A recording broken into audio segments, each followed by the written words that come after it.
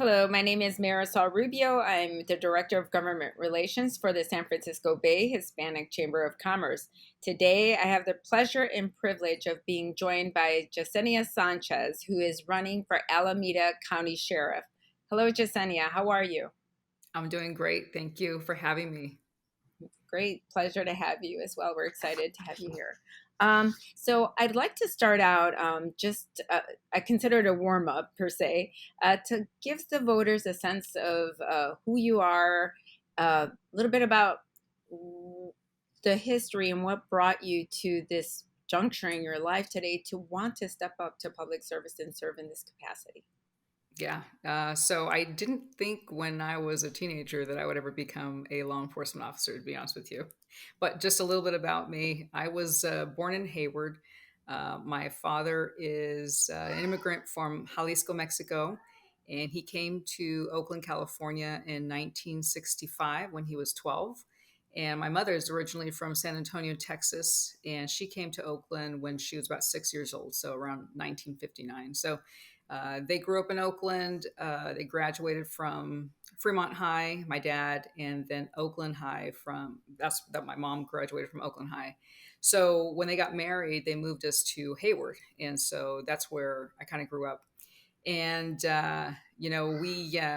we definitely had we were middle class income, and the recession hit. And my father used to run a restaurant in San Leandro called Piper's. It was a smorgasbord, and it took that restaurant out once the recession hit. So Oh. we ended up losing our home, and we ended up having to find shelter. We kind of all went our separate ways. I was around almost 17 when that happened. So I was working three jobs at the time. I was working Monday through Friday at a used car lot in San Leandro, and that was kind of an 8 to 5 job. In the evening, I was working for Federal Express at the Oakland Airport loading cargo planes, and that was between 9 p.m. and 3 a.m. On the weekends, I was working at McDonald's doing shift work. So really didn't have too much free time. I was kind of couch surfing at the time between my grandmother and my aunt's house, and sometimes just kind of staying in my car when there was no room. That's basically kind of how we were. We had all our valuables in our cars and whatnot. We really didn't have a place to call home. Wow. So uh, I put in interest cards for any entry level position in the county and in cities, Oakland, San Leandro, Hayward, and whatnot. And I finally got an interest card response back from the county saying, hey, we have a sheriff's technician position. It's entry level. All you need is a high school diploma, clear background. And so I applied for it and I got in. So I started working for the sheriff's office at 19 years old, Wow. and I've risen up the ranks since. I am a 25-year veteran of the sheriff's office. I'm the highest ranking Latina as division commander. I have worked a variety of assignments. I've worked patrol, I've worked investigations, I've worked jail operations and administrative roles, and I've supervised in all of these capacities. So, I definitely have worked in almost every facet of the sheriff's office and what it offers. And the sheriff's office is, a pretty large operation. It Mhm. has over 1,700 employees, over 1,000 badge personnel, and we do a variety of assignments and provide, essential services. Like we run the largest jail in one of the largest jails. I can't say it's the largest jail, but it's the fifth largest jail in the nation, and it has a capacity to hold over 4,000 incarcerated people. So it doesn't right now. We definitely have half that population. But the jail is one of the major essential services that we provide, as well as running the courthouses. We provide mutual aid to 16 counties across the state. We are a Regional 2 mutual aid coordinator. We offer services as far as law enforcement contract services across the county, including providing law enforcement services to the Oakland Airport. We have a contract with the city of Dublin to provide law enforcement services, and we also have law enforcement services following the AC Transit bus lines in the county.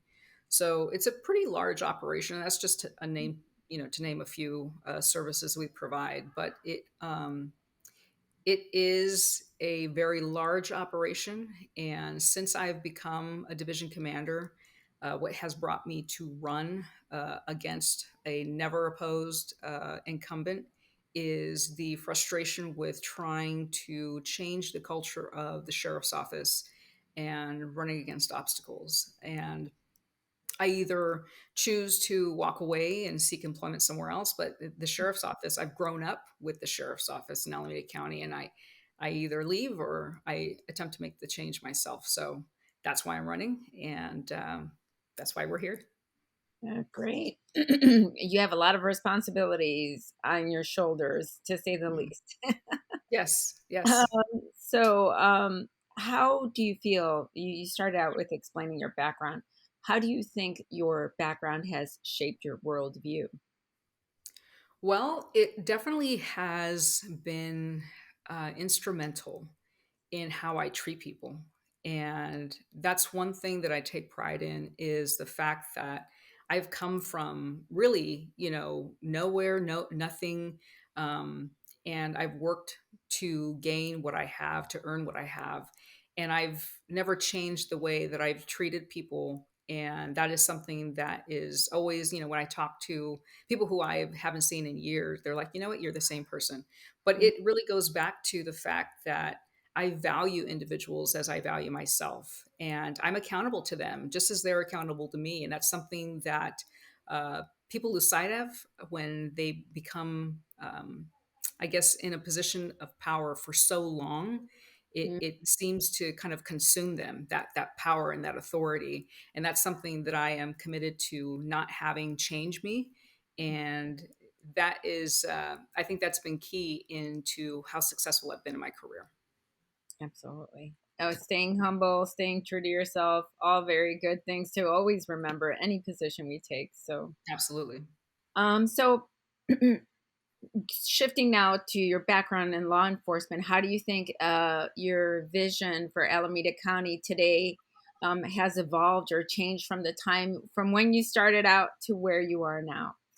Yeah. So we can see that law enforcement across the nation has really been, in the spotlight with our news media and whatnot. And it's because of the level of accountability for law enforcement.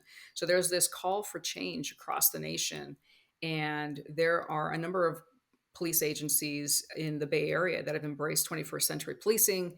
And I can say that the sheriff's office, the Alameda County Sheriff's Office, has yet, they're very slow to embrace those pillars. Mm, So that is something that, as I've grown up in the agency, I've seen that we still are far behind with where we need to be, and that is making sure that we are providing equitable services out in the community. And San Francisco, large agency, the PD, where they've stood up their own racial equity, diversity, and inclusion unit, and the sheriff's office has yet to do so.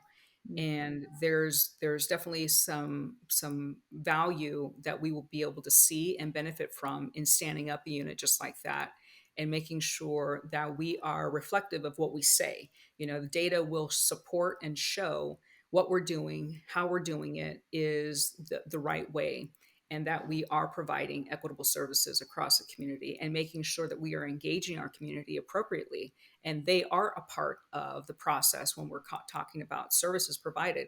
We have to think as we are a business, and businesses provide service, and when they provide service they receive feedback, regardless of whether it's positive or negative.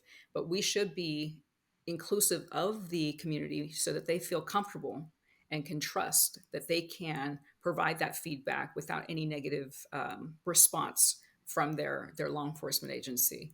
So that's one thing. There's been a number of things that I am definitely committed to changing. Right now the sheriff's office has a policy where we communicate with immigration to the fullest extent of the law. And that mm, is something that I've always disagreed with, and will make sure it's a very easy policy change. And that is one of my first steps and goals, to make sure that we cease communication with immigration unless there's a criminal warrant outstanding for an individual that's signed by a judge. It's the same thing that would, same type of service that would occur with a local law enforcement agency that has a warrant out for an individual's arrest for a criminal want. That would be the only reason why we would communicate with immigration. So that's a quick fix for sure. And I spoke to accountability earlier. And the way that we have an internal affairs process right now, it is not the right way to do or make sure that allegations are investigated appropriately. So, for example, if we have someone who makes an allegation against one of our staff, the sheriff decides whether that investigation occurs, which should not happen. That investigation should occur, and the product or the results of that investigation should be presented to the sheriff afterwards. That creates the inability for leadership influence to influence whether someone gets investigated or not. And so that also eliminates favoritism, nepotism, anything that goes as far as a factor into whether someone's investigated or not. So that is something that I will be working with our internal affairs unit on to make them completely autonomous, and that they present the sheriff, because the sheriff ultimately has the decision on any type of discipline that's imposed on someone, but that they are going to work alone and then present the results of their investigation after it's conducted. Okay, yeah, Just, that just a makes few sense things. that there may be a conflict of interest, right? Yes. For the sheriff to have that purview. Um, so we're going to dive in a little bit to some more nuanced, specific issues. We'll start out specifically talking about what initiatives and programs will you devise to reduce incarceration rates of young people and reduce recidivism rates among nonviolent offenders. Okay. So, when it comes to our youth, the the the key is educating them, right? And being able to give them things to do. And we have a Deputy Sheriff's Activities League that provides opportunities for soccer and boxing, and something that is recreational that our kids can engage in, and it's offered to our unincorporated areas and our underrepresented areas in unincorporated Alameda County. So Mhm. we have small policing units that really drive that effort. But what I will be making sure of is that not only do our small community policing units have that drive and effort, but that's going to be something that is going to be pushed agency wide. We will have a community policing model agency wide, and that will be targeted towards our youth, and making sure that, when you have school resource officers that are present on the school grounds, Mhm. whether they're present all the time or whatnot. Those are agreements that we need to make with each school district, because some school districts don't want cops on school grounds all the time. They believe that that creates a sense of that school to prison pipeline, right? And I'll agree to some respect on that. So every school that we provide law enforcement services to, we should have an agreement set forth, or between the school district and the sheriff's office, on what our presence is going to look like and what services they actually need. But the sheriff's office will always be open and available for making sure that we provide services to those schools and to those kids to make sure that they are safe, and then also engage them with any kind of educational opportunity that we can, whether it's through a DARE program, whether it's on a career day, kind of giving them a taste of the life of a sheriff's deputy, because I think kids are always, when they're small, they're excited to see a police car and be able to tour a police car, and kind of see the mechanics behind it. But making sure that we're developing those positive relationships with our kids. Um, but we do that, and we can partner with probation, because probation oversees the juvenile justice center, which Mhm. is where the juveniles, if they do have some sort of negative interaction or get arrested for a crime, they go to the juvenile justice center, and the juvenile probation agency is the one that manages them. But there's definitely got to be a partnership with the sheriff's office, which provides adult services with juvenile probation, because we obviously see that there's an early mechanism or early stage where we can address those who seem to be coming up on the wrong path, and see how we can provide some or fill some gaps on things that they're not getting at home or in the community, where we can divert them into a positive track, right? So that's for our kids. For our adults, right now in the jail, for people who find themselves incarcerated over and over again, we need to start identifying and addressing the underlying issues and the underlying causes that can have people committing crimes repetitively and finding themselves incarcerated. So if you go to jail right now, there are program services that are offered, but they're basic skills. Mhm. And it's very expensive to live in this county, in the Bay Area. So what do we think that's going to do for an individual if we give them basic life skills, basic, education? It's just going to have them keep coming back into custody because they can't survive on that. And so that's a conversation I've already engaged with our building and construction trades council on, and our trades affiliates partners, as far as bringing in apprenticeship programs to the jail where they can start their curriculum in the jail, because some people just are not going to go to college. College is not for them. That was me when I was a kid. I didn't start taking college courses until later in life because I had to.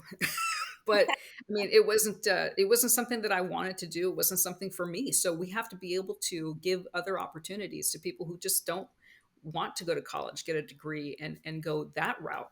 And the trades is a great opportunity. There's so many trades that people don't even know that are out there. So to expose them to those new opportunities, and the fact that they'd be able to start a process while they're incarcerated to make their time meaningful, and then be able to follow that out. Once on day one they get out, they can go report to their union and get a job day one, and that job comes with benefits, and that job comes with equal, fair pay and representation. And so what else, would you be able to offer someone that would give them a true opportunity at success and being able to provide for themselves or their family, except for a good living wage, benefits for themselves and their family and whatnot. And so that's something that I've already started discussions with our trade partners on. They're excited about it because they need people, right? They need skilled people. Everybody's looking for good people to come and work. So the jobs are out there. We just have to make sure that we connect people. And I think that's the key. The connection has to be there. And so that's something that I will be bringing to the jail for sure. Wonderful. Thank you for your thoughtful response. Uh, so we're gonna next question is so have these programs, the ones that you described, are you aware of them being implemented elsewhere, and with what success rate they've operated? I mean, have they functioned well? Are you aware of any out there? So I believe the apprenticeship programs are in the state facilities right now. Mhm. But as many people know, we are now holding those who are serving their state sentences in county jails. So why not bring the apprenticeship program into our county facility? Because we do have people who are staying much longer, where they would serve their sentence in a state facility. They're now serving it in county. So we need to start thinking outside of the box as far as how we can offer the same services that the state incarcerated get and bring it to the county, because we do have those state sentence folks. So I know that it is successful as far as the apprenticeship program in a state facility. I would have to get the stats on that, but they are very happy with the results that they get, at least the trades, from their presence there in the state facility, Mhm. and they're excited to be able to bring that to the county. So I believe it's going to be a great opportunity for many, many people. Yes. So that is a big part of my platform, and some steps I'm taking right now. And that's establishing relationships with people who can assist me in, or the sheriff's office would assist them. And being that they've always had this struggle with getting communication and getting data from the sheriff's office. And I'm a big supporter of data sharing, because with data sharing, we can make sure that people are getting connected to the right services, right? Because it's not a one size fit all for individuals. So having those relationships established with those who can divert people out, such as our mental health court, our justice partners, our public defender's office, and the DA's office. Right now, the DA's office is working with a community-based organization called La Familia to divert individuals to a navigation center if they are suffering from mental health or substance abuse. And so what they do is, an individual, instead of getting transported to jail if they've committed some minor offense, they are assessed and they're asked, would you prefer, instead of going to jail, going to this navigation center where they can connect you to resources that are focused on shelter, substance abuse, mental health treatment, and whatnot. And so people will take those opportunities. And then, if they get connected to services and they start on that right path, then their case can potentially go away. So those are things that we need to do more of. And it is going to take the sheriff's office, which I'm definitely committed to do, because I do not believe that those who are suffering from mental health belong in jail. Um, Although people find themselves incarcerated that do have mental health issues, we do have to make sure that we are providing quality service to those folks. But we also have to do what we can to show that people who commit the same crimes over and over, trespassing, minor offenses, drunk in public, stuff like that, we know that they are not violent individuals and that they are finding themselves incarcerated because of their issues. And so if we can divert them and really put focused treatment services towards them, we can remove them from that incarceration and get them treated outside, because that is the best environment for them to receive services. Right? Not incarcerated. That is not the environment for people to get better. It's definitely out in the community, because then their family members, their loved ones have access to them out in the community. So definitely a focus of mine, making sure that we do what we can to make sure that communication is going out and that they have access to individuals who do find themselves incarcerated.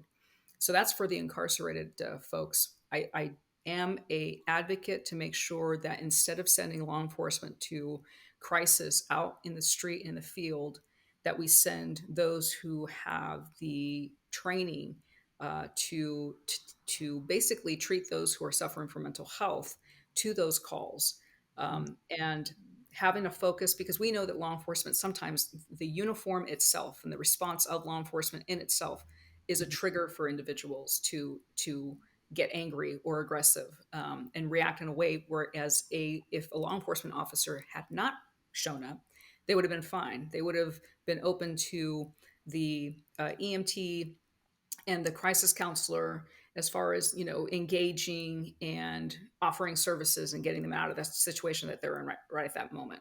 So that's something that the county does have. It is a small program right now, but whatever the sheriff's office can do to make sure that we are working with them to support them and hopefully assist them in creating a larger unit for a 24/7 response, that is something that I'll be a part of. Thank you for that.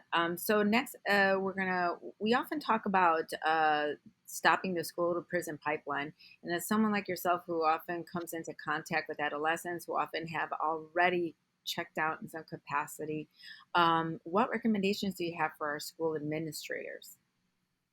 I think the advice for the school administrators and parents, is just to be open to allowing a presence, because some folks are resistant to having a presence of law enforcement, but at some point in time we have to build that trust and relationship with our youth, right? And so I would rather have more opportunities to have those positive interactions and be able to educate our youth, as far as who we are and what we do, and whatnot, and then offering some after school activities to our kids, instead of just every time they have an interaction it's negative. And so that's what we need to break, right? Because if we're not allowed to engage positively, then all we have are those negative interactions with either the kids or their parents or whatnot, and that's the only time that they see us. And so that fuels that negativity and that distrust and whatnot. So that's definitely something that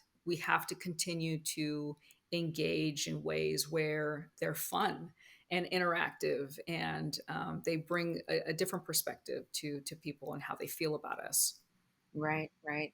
So, what role do you feel law enforcement has in ensuring that young people remain safe and have adequate social support, especially Black and Brown children, as you know, are often finding themselves in these negative circumstances when they come into contact with law enforcement, and children dealing with very difficult socioeconomic issues at home or otherwise outside of that as well. Um, w- or if they have disabilities or mental health issues. Mhm. What are some of the what role does law enforcement play in ensuring that young people remain safe and have that support that they need to succeed? Yeah. So the first thing is not to resort to arrest for these negative contexts, and really treating kids and looking at them as kids who may be lost, who may not know, may not have an understanding. And so that's where, those partnerships and those relationships really come into play. Whereas if we have a really good relationship with probation to say, this is what we had with, whoever, Johnny.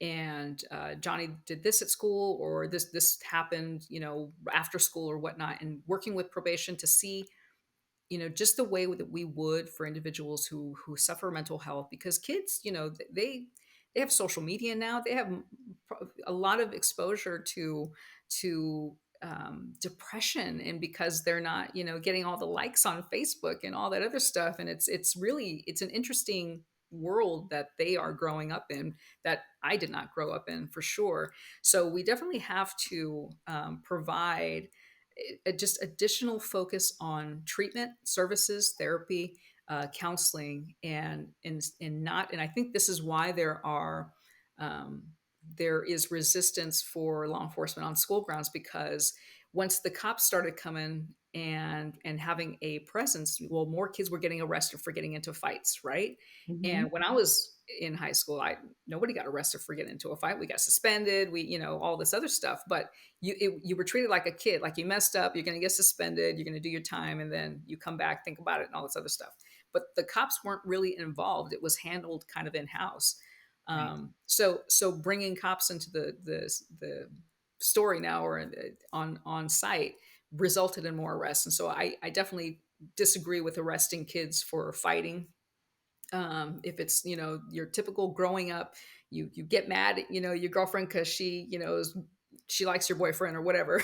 I mean, it's just, it's really school stuff. Yeah. So the more that we can point them in direction where they're getting services and not getting arrested, and they're not, getting building a kind of a rap sheet at a very young age, and just making sure that they have a social worker or some connection. And probation has a lot of resources when it comes to the youth, and providing services. So if the sheriff's office can have another way to divert them to services, as opposed to going into custody at the juvenile justice center, that's something that we need to make sure that we're doing. And it goes back to the fact that every kid is different, and we need to make sure that we are providing that individual kid the services they need, and not this, we're just going to send every kid to this program, or it just doesn't work that way, and you'll find that they'll cycle through. Right, right. And so looking at the other side of the coin, because I know you mentioned some really important things about making sure when making sure that we're provided. We've talked about what to do to provide support for young people. We've talked about, you sort of began to really dive into identifying the difference between mental health issues and criminal situations, right?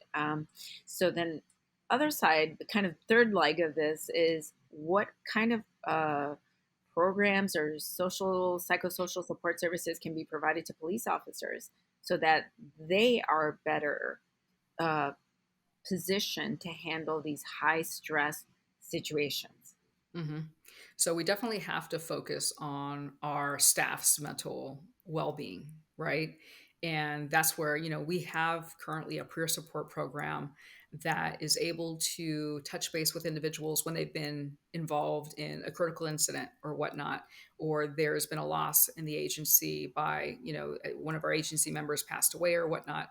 They reach out to individuals and make themselves accessible to our agency members. So I think that being able to provide that support program has been key to keeping our staff, engaged with being able to vent and have some mechanism to vent. But we also have an EAP, an employee assistance program, that allows them to connect with a actual counselor or therapist and whatnot, when it comes to either they're having some marriage issues or kids issues. There are programs there.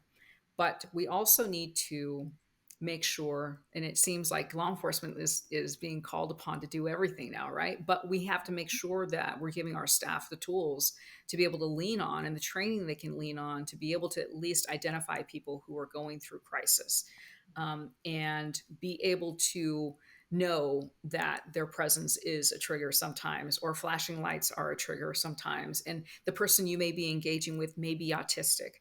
and things to look for. And so we definitely do not do enough of that training right now with identifying people who have autism, people who may have a learning disability or a cognitive disability where they're not going to understand the things that you're asking them to do, right? And so being able to give them those tools so that they can actually recognize that is key.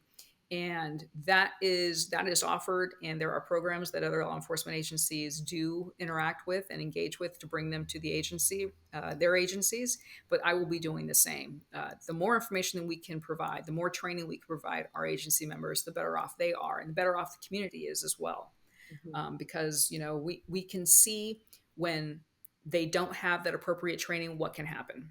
Right. The fact Right. that they can't recognize there's an issue here, not criminal intent, but there's an issue here that has called you over here, which led somebody to call you over here. So there's definitely not enough of that going on in our agency right now, and to bring that in would be a benefit for sure. And we have a program where we are training some of our behavioral health deputies who they partner with our clinicians inside the jail Mhm. when they're delivering services, and it's a partnership where we're able to see what the behaviors are when the clinicians are not around, and be able to share that information with the clinician when they provide counseling to the individual, Mhm. and then they'll work together to say, okay, well, this person responds well during breakfast time, and then this person responds well during dinner time. There's all these little nuances, but being able to identify what issues, even symptoms, or I don't know if it's a symptom that you would call it for mental health, but some of the behaviors that occur when someone is in crisis, and be able to respond to that appropriately is key. Absolutely. So when you, for example, when also when terms of like reporting out, uh, when there's an suspected incident and it's under investigation, when a police officer has had a questionable encounter with an individual, what do you consider? I mean, do you feel that currently those reports are coming out at a reasonable amount of time? If not, what would you do differently? So reporting it out to the public. Yes. Yeah. So no, the timeliness of it right now is definitely unacceptable.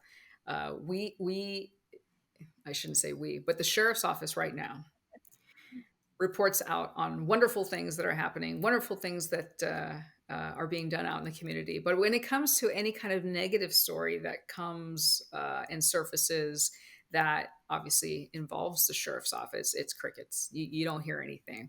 And, being that I work in the jail right now, and when it comes to, we'll say, in custody deaths, we don't provide any information at all whatsoever to the public. We don't do a press release. We don't engage the family who's lost the loved one with information that we can provide, services that we can connect them to. It's like we treat people like they are not important, and that they are not valued citizens or community members. And that is wrong. That is something that I feel terribly about. It is inhumane to not communicate at all with a family who's lost a loved one, regardless of wherever it happens. The fact that someone has passed away and they know nothing about it, they know nothing of the circumstance, they have no connection to services at all. It's just, I don't know, it's wrong and heartless. And that's one of the biggest examples that I have, because I feel so strongly about it, the fact that we don't communicate. So no press release to the public, because the public should be informed when we do have someone who passes away in custody. And there's no information to the family. Right. There's always an investigation that follows when we have somebody who passes away in custody. And there's information that we can't share, but there is information that we can share. And the fact that we lock people out from those basic things that we can be able to provide is terrible. And so, speaking of those relationships and the need for improvement, what can we do to improve the relationship between our law enforcement and the community, as well as our law enforcement? And say, for example, especially now, with the incidents that happen with the snatch and grab, all these small businesses are feeling very concerned that they're going to be next in some capacity. So, And the small businesses are also part of the community. So, Mhm. looking at the relationship between law enforcement and the community, including small businesses, what are some ideas of how we can improve that relationship? Yes. And so that goes to making sure that we are connecting with our business owners and giving them opportunities to be able to voice their concerns, right? Because you're not going to be able to hit every business every day, or even cover all of your businesses, even if you did like this, effort. But if you have a forum and an opportunity for business owners to come forth and your community members to come forth, and not just in one area, but you have to make yourself accessible in multiple areas of the county where you provide services. So if you can be accessible and they're able to voice their concerns, and you would be able to address, number one, acknowledge those concerns and issues, and then figure out a way where the community and the sheriff's office can partner together to address the concerns, whether it be whatever petty theft is occurring in the stores and what times are these occurring at. And that way you have a focus, where you're going to make sure that you have patrol checks in that area for for those business owners during these times, because maybe when during after traffic or whatever they have some influx of crime in this area, then you can target that. Mhm. So it definitely requires that engagement, that conversation to occur and be able to address those issues, because the community sees things before we do. They're the ones that we're relying on to call us when there's an issue. So Mhm. we should be making sure that they know that we are addressing those issues when they come, and that we're not ignoring them, and that we're coming up with ways to provide service together. And so if that means that we offer, hey, if you're willing to install a monitor or a camera in front of your business so that we can actually, it'll assist us in identifying who is perpetrating these crimes against your business, then perfect. We'll help you set it up. We'll do what we can to make sure that we can have that, so that we can address those issues for you. But those are conversations that absolutely have to be had, and they have to be comfortable coming forward, as well as being able to go to those multiple locations to have those conversations. Right, right. And then in terms of like, I think you touched on this a little bit earlier today, talking about bringing the law enforcement more proximally and in a positive environment, not a Mhm. negative environment Yes. early on, such that we're like, for example, family events, those kind of things. What are your thoughts Mhm. on that? Oh yeah, absolutely. When I think of how we can positively identify or positively engage our community members, I'm thinking like movie night. If we hosted a movie night in the park or whatnot, and having the sheriff's office there, right? And they're there just kind of hanging out, watching the movie with everybody else. But also, with the activities with the kids for sure. But I it would be amazing too, and we had there's a touch of it going on right now, but if Mhm. our community leaders and our community business partners would say, hey, we're having this block party, on such and such night, can you come? That's the relationship that I'd like to see developed over time, and that way you see the sheriff's office in those positive environments instead of in those negative environments or responses all the time. It has to be both. Well, I mean, sadly, the negative part is going to come just because it's part of society, but the positive interactions should be more. Right. And those positive interactions, I would imagine, also provide an opportunity for a level of comfort to Hmm. settle in between on both sides. Just Yeah, familiarity helps. Um, so exactly. so that's great. So now, I'd like to give you a chance to maybe explain why are you the best choice? This is a competitive race. Why are you the best choice for this Yeah. position? So, I've been with this agency for 25 years, and I've worked a number of assignments, and I've worked with hundreds of people within the agency, and also developed relationships with our county partners as well, and our community based organizations that provide services in partnership with the sheriff's office. So if you need someone who knows where to start, what issues to tackle, how to tackle them, I've worked in our our policy planning and research unit for 4 years as a captain. And so I know how policy is written, how it's changed, and what it takes to do that. So if you're looking for someone who knows right from day one what to do, that would be me. And I've already built the credibility and trust within our agency and with our county partners so that they know.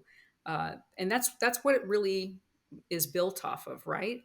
Hmm. You as an individual will not be able to make change in an agency as large as the sheriff's office. It really takes the buy-in and the support from your agency members. They are going to make the effort to bring us where we need to be, but they just need a vision to follow, and they will embrace that vision and the values of the county.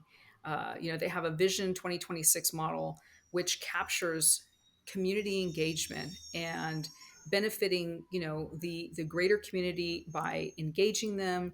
And it's just it's a difficult task, but it can be done. And our agency members are ready for that change. Sorry, my garbage truck is right outside the door. Live, people fully understand. Yeah, yeah. So I mean, it being that I've been there for so long, and I've built a lot of good relationships. There are people that are just ready for this change to happen. So we have a lot of great people who have really sought out the role of a public servant and are Right. ready to be those public servants. And they have a service heart, and even our young leadership is ready for their sheriff to have that service heart and not to have a seat just as a position of status. So it's going to be amazing. It is definitely something to have some background in managing large facilities and a large number of staff. And I have that experience already. I manage a budget of roughly 300 million and about 600 staff members. So it's not an easy task, but knowing how to do that is definitely something that you need when you're going to lead an agency of the size of the Alameda County Sheriff's Office. So what separates me from the incumbent is that um, I'm definitely someone who leads with humanity and Mhm. heart. I tell people that I love them because I do, because they're doing difficult jobs every day, and it's something that you ask people to do, and a lot of people forget about that. But they're doing difficult jobs. They are under a high level of stress, and I appreciate everything that they offer and that they do for the community. So it is a definite shift in the culture that will be brought forth to the Alameda County Sheriff's Office, and I'm looking forward to being a part of that. Wonderful. And so, really, sort of kind of a quick rundown of what are your top three issues in your first year in office? Oh, I touched on them. So it is bringing accountability to the sheriff's office and making sure that we have fair processes in our internal investigations and making sure that the community is aware of when something occurs that has a negative outlook on the sheriff's office, that we're going to be open to the best that we can and sharing information. When we have in custody deaths, making sure that we are providing the public with information that we can and connecting the families to services. We definitely have to recruit more of our community members into the role of public safety, into the sheriff's office, into being able to provide service to their communities and give back. But we don't do that right now. We don't draw from our communities in Oakland, San Leandro, Hayward. And that is something that I will be a part of. I will be physically present to make sure that we are drawing from our communities, because that's exactly what our communities want to see when the sheriff's office or law enforcement responds to a call for service. They want to see a representation of themselves, and that's what also builds trust with our community members. So that's definitely an effort I will be part of. Ceasing communication with ICE is a big thing, and that will also build trust with our undocumented communities, so that they trust that they are going to be provided with the same level of service as anyone else that lives in their area. So those are big things, but also making sure that we are diverting people who are suffering from mental health away from incarceration and giving people the true necessary tools to be able to live and survive in this county, by providing opportunities with the trades, apprenticeship programs, as well as education, if that is something that people are interested Mhm. in pursuing, but giving them what they need to make sure that they do not have to commit crimes, or feel as if they have to commit crimes, to be able to provide for themselves. And when you were mentioning about not reporting out to ICE unless there's, for some reason, there's a criminal reason behind that, it reminded me of the Vision Act. I don't know if you remember about that bill that came out, and it was precisely trying to address that sort of a double jeopardy issue from happening. Hmm. So, thank you for your thoughtful responses. I'd like to give you an opportunity to let the voters know how they can learn more about you and where they can reach out to you if they have additional questions.